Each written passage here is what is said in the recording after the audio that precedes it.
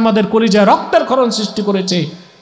তৃতীয় শ্রেণীর ইসলাম শিক্ষা ও নৈতিক বইয়ের কভারের মধ্যে দুর্গার ছবি দিছে, নাউজুবিল্লাহ। মুসলমানদের প্রতিবাদের মুখে দ্রুত বইগুলোকে আবার কালেকশন ফেরত নেওয়া হচ্ছে। তাইলে এই কাজটা করলো কে? তাকে কেন খুঁজে বের করা হচ্ছে না?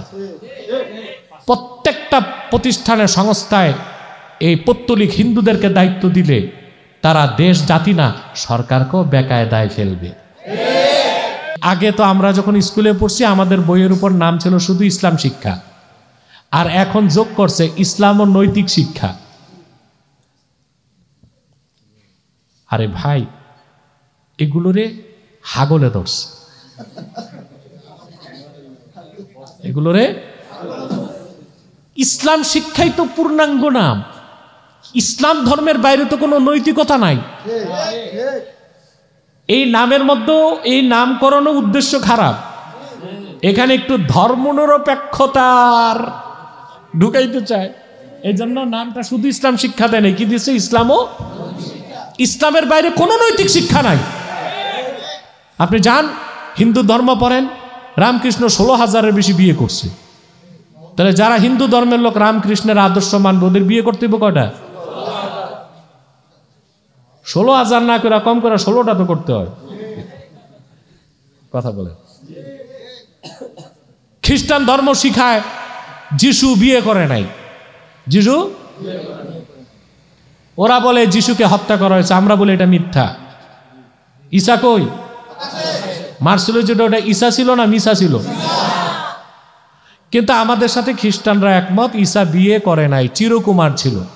আমরা বলি ঈসা আকাশ থেকে নামবে, নবী হিসেবে নয়, উম্মত হিসেবে। আমার এই বক্তব্যে এক মৌলবী কিছু প্রশ্ন করছে, আমি দেখছি ওই মৌলবী কোনো দলিল নাই তার কথায়, আর আমরা যথেষ্ট দলিল দিয়ে বলেছি। অতএব দলিলবিহীন কথা কি বলল মৌলবী, এগুলো আমার দেখার প্রয়োজন নাই। ঈসা যখন আকাশ থেকে নামবে তার পরিচয় হবে উম্মত, সাবেক নবী। ঈসা ইবনে মরিয়মের পরিচয় কি হবে? যখন কিয়ামতের আগে নামবে সাবেক নবী, তখন পরিচয় হবে উম্মতে মুহাম্মাদি। ঠিক কিনা? মুহাম্মদ সাল্লাল্লাহু আলাইহি ওয়াসাল্লামের উম্মত। আমরা যেরকম ঈসাও হবে ওই রকম উম্মত। কিন্তু খ্রিস্টানরা একমত ঈসা কি করে নাই। তো 16 আনা যদি আদর্শ অনুসরণ করতে যায় খ্রিস্টানরা, ঈসার একটা খ্রিস্টানের বিয়ে করা সম্ভব? কথা বলেন। তো তার ধর্ম মানতে গেলে তো আর নৈতিক থাকা যায় না। কথা বলেন। ঈসার অনুসরণে বিয়ে বাদ দিতে হয়, আর চাহিদা পূরণ করতে বদমাশি করতে হয়। এটা কি নৈতিক কাজ না অনৈতিক কাজ? তারপর কি? ইহুদি ধর্ম। এখন ইহুদি ধর্ম শিখায় ওল্ড টেস্টামেন্ট, যেটা ওল্ড টেস্টামেন্টে এসেছে যে মুসানবীর ব্যাপারে আসছে, এটা ইহুদিরাও স্বীকার করে যে তিনি বিয়ে করছিলেন শোয়েব আলাইহিস সালামের মেয়ে। কার মেয়ে?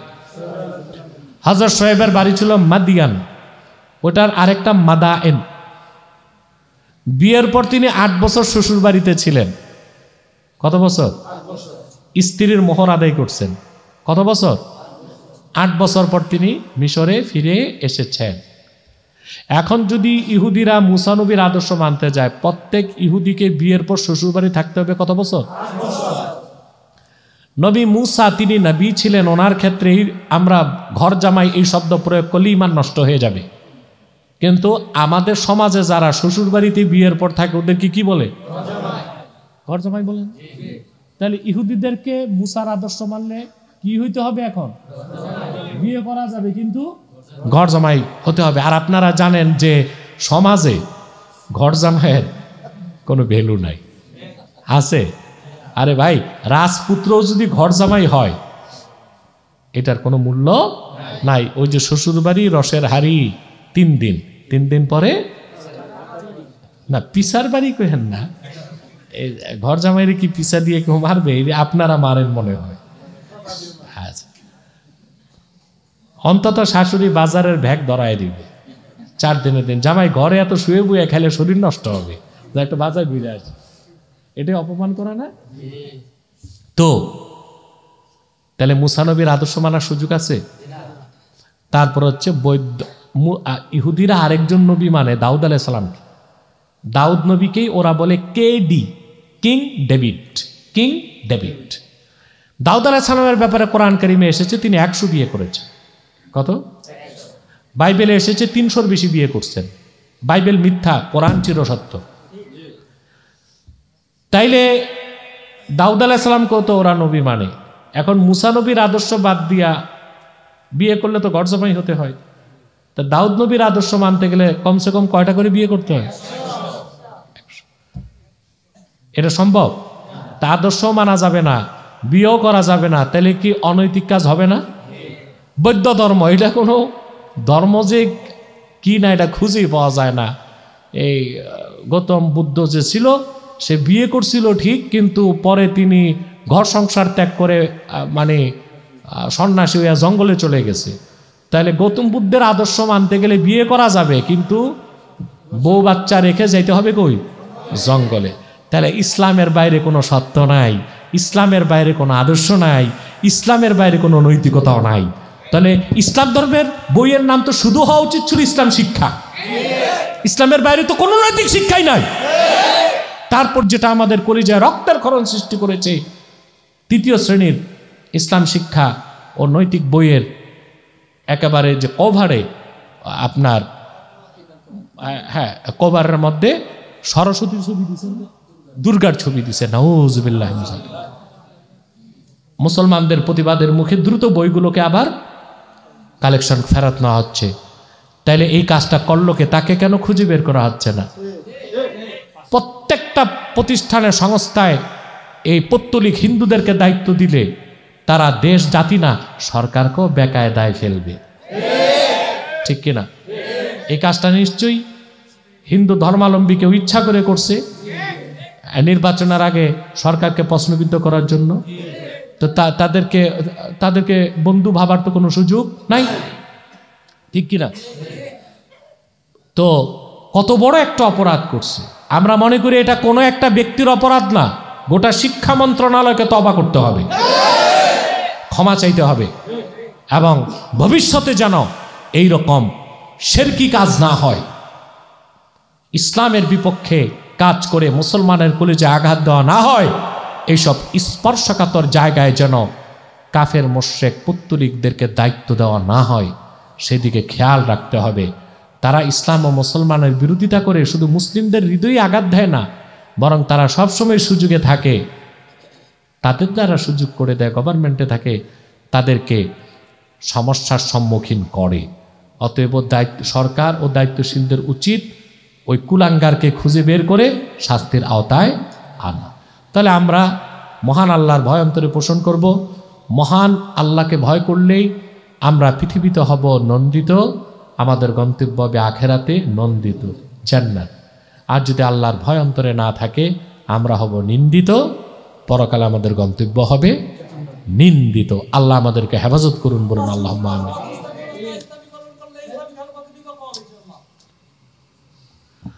আল্লাহ আমাদেরকে কবুল করুক, মঞ্জুর করুক, বলুন আল্লাহুম্মা আমিন। আসুন আমরা একটু জিকির করে নেই।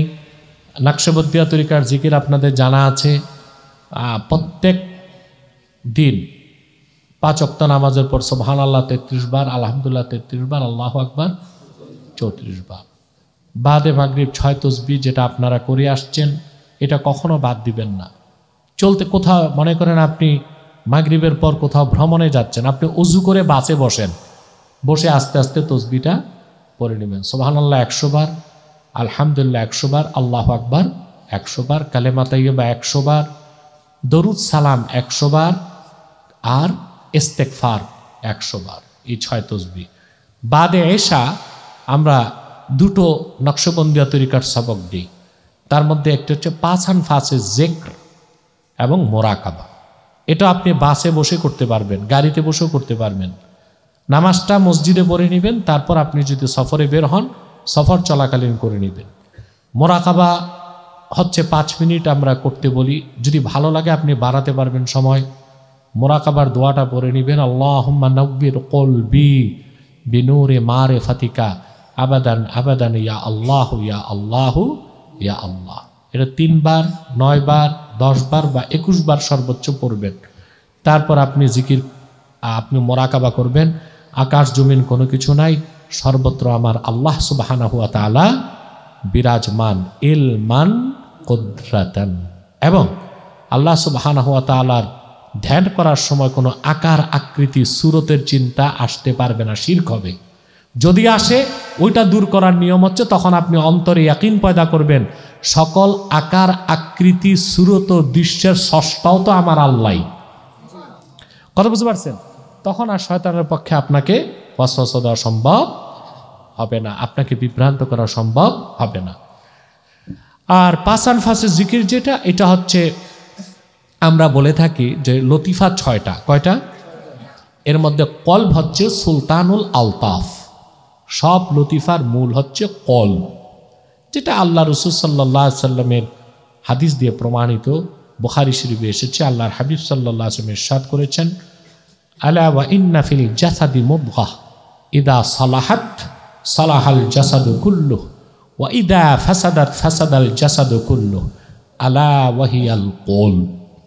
সাবধান, জেনে রেখো, মানুষের অন্তরে একটি গোশতের টুকরা আছে, এটা যখন ভালো হয়ে যায় পুরা মানুষটা ভালো হয়ে যায়, এটা যখন খারাপ হয়ে যায় পুরা মানুষটাই খারাপ হয়ে যায়।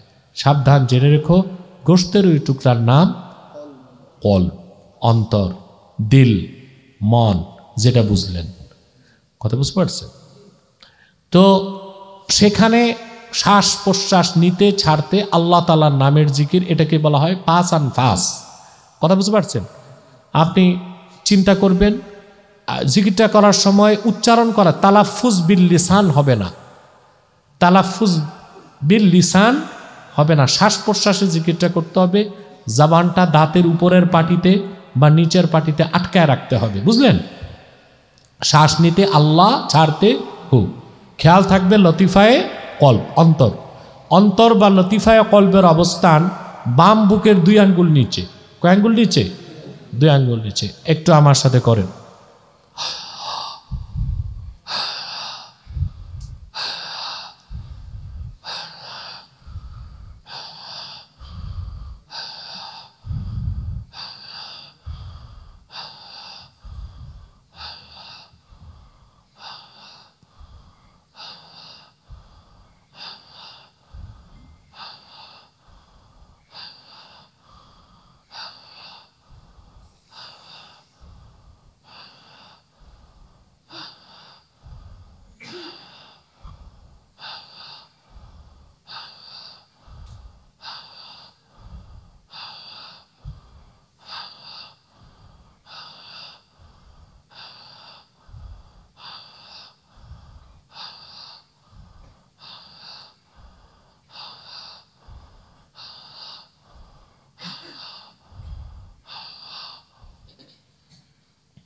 এভাবে 15 মিনিট, 20 মিনিট, আধা ঘন্টা করার চেষ্টা করবেন।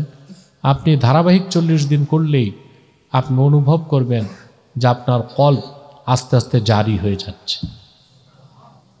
আল্লাহ আমাদেরকে কবুল করুক, মঞ্জুর করুন। শীতকাল আমি আর দেরি করাবো না, আসুন তওবা করে নিই, তারপর সালাত ও সালাম পরে আমরা মুনাজাতের দিকে চলে যাব। পড়ুন বিসমিল্লাহির রহমানির রহিম।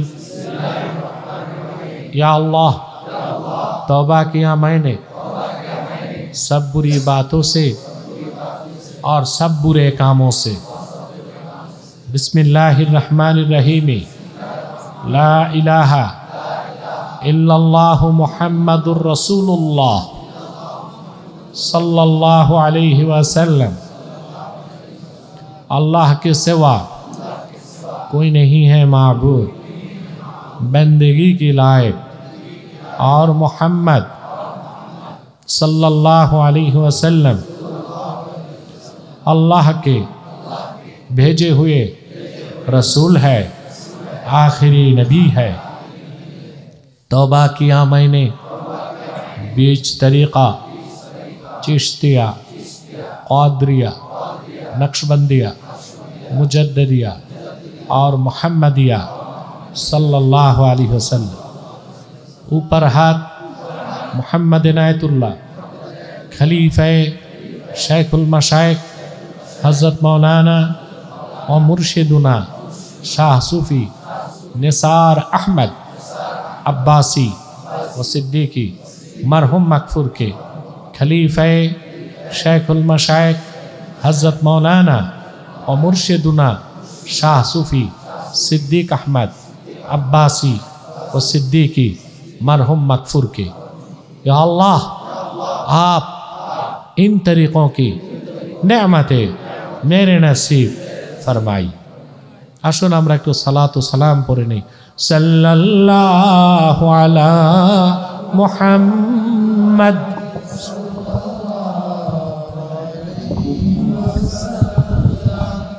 সাল্লাল্লাহু আলা মুহাম্মদ সাল্লাল্লাহু ইয়া নবী সালাম या रसूल सलाम या हबीब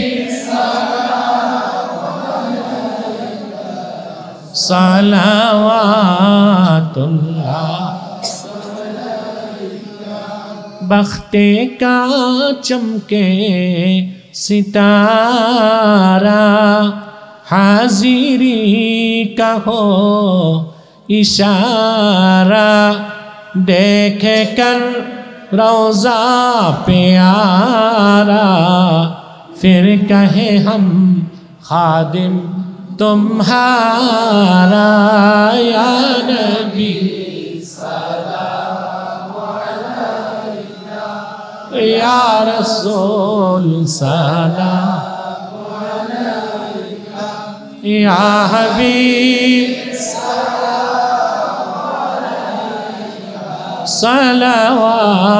सलावतुल्लाह। या साहिबल जमाली या सय्यदल बशर मिन वजहिकल मुनीर लक़द नव्वरल क़मर। या नबी या रसूल सलाम अलैका या हबीब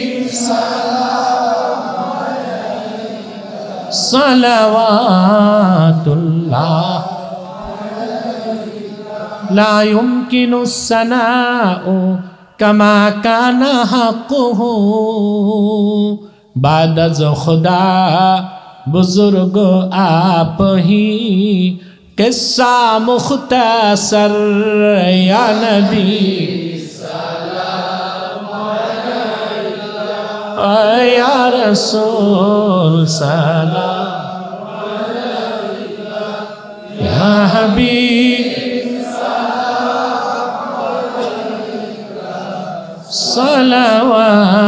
सलावतुल्लाह। मुहम्मदुन रसूलुल्लाह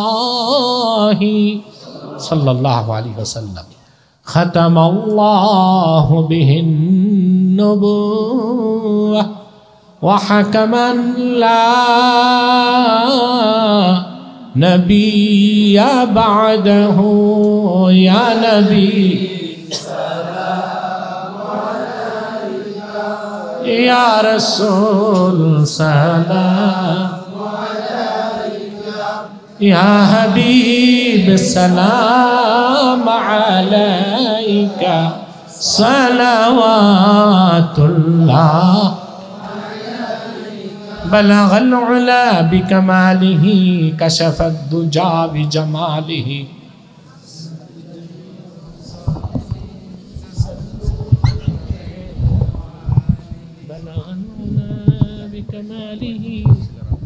कशफत दुजा बिजमाल। এখন সমস্যা না, জিকির মাহফিল বাদ দেওয়া চলে না।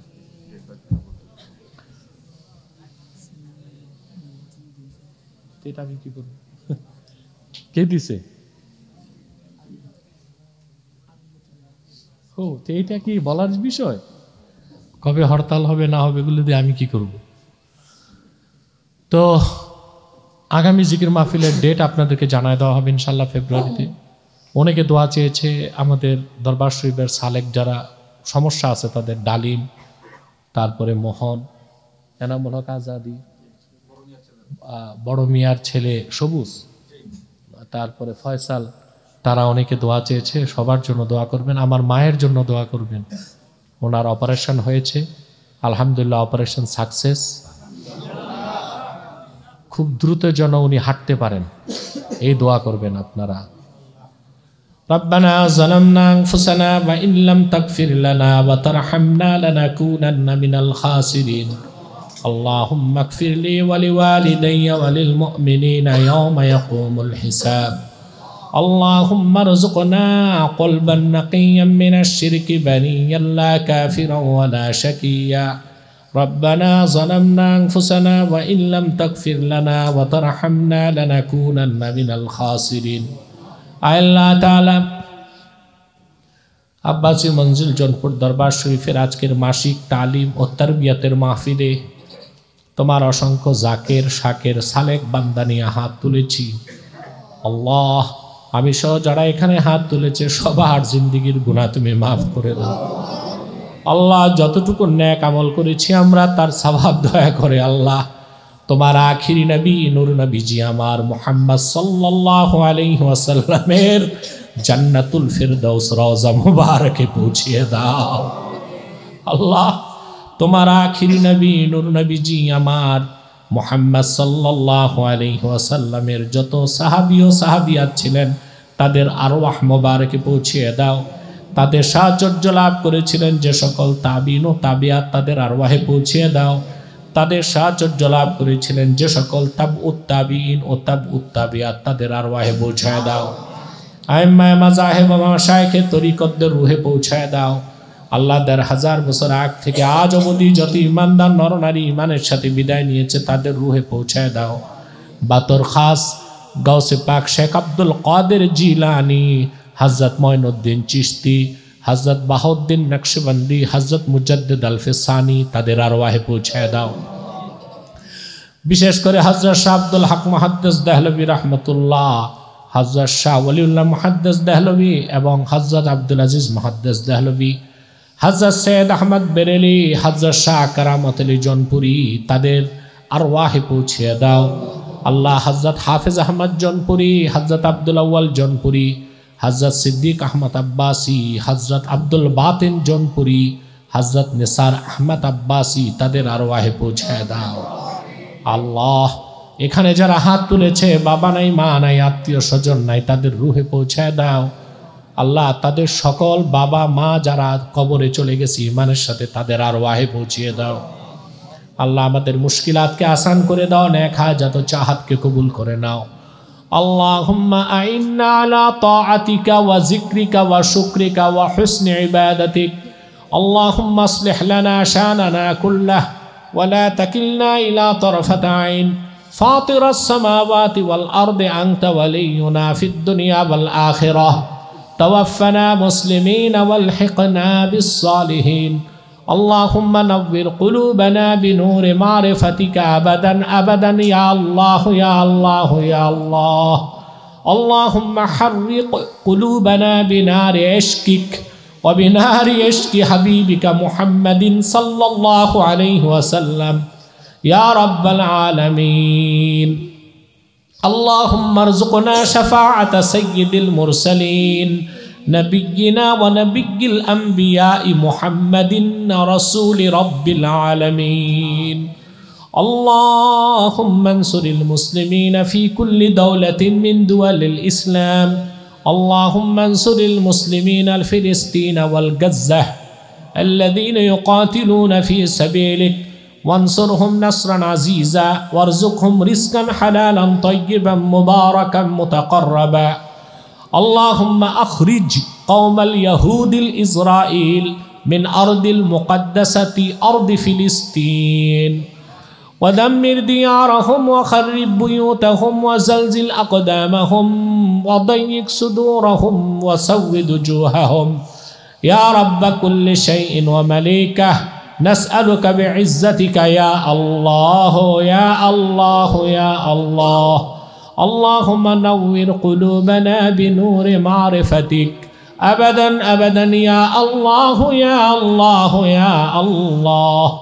اللهم طهر قلوبنا من الشرك والكفر والدنس ومن الهموم والغموم ومن أوهام الساترة للقلوب عن مطالعة الغيوب.